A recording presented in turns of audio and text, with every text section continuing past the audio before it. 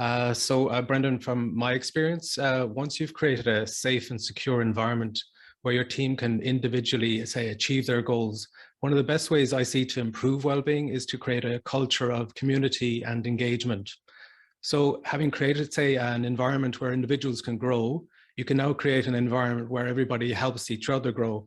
And I suppose I think of a great quote from Helen Keller, which was, "Alone we can do so little, together we can do so much."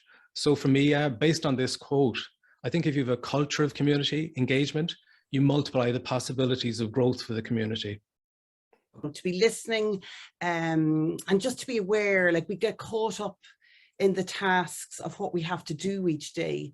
We forget we're human beings, and how are we being each day? You know, how are we looking out for each other? How are we spotting people that maybe are feeling isolated?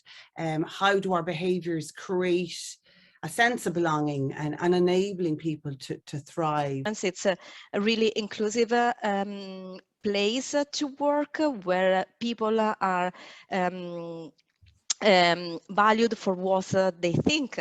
We promote bold ideas, and this was it's the unique part of the company, because this is our culture.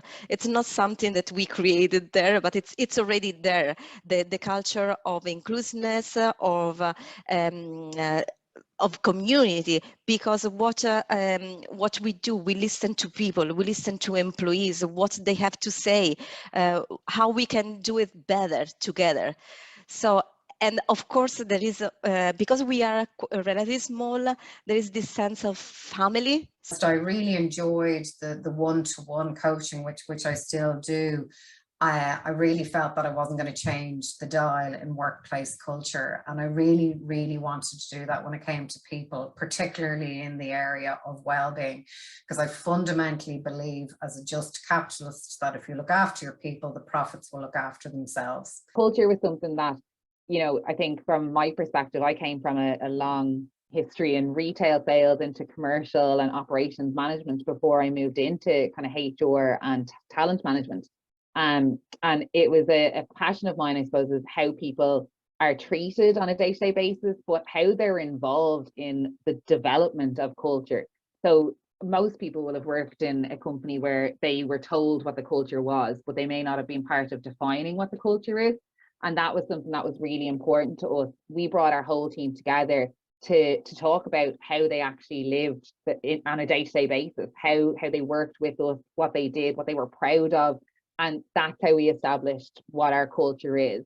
And we go through continuous phases of that, and we bring them on the journey with us. Coaching is one-to-one, and it's great on a one-to-one basis, but it's great to try and be able to create a community where we can help so many people at the same time with the benefits of the knowledge of many within that community. And I think that's the advantage of creating that community effort to help people, whereas coaching is fantastic on a one-to-one, but only one person gains at that each time.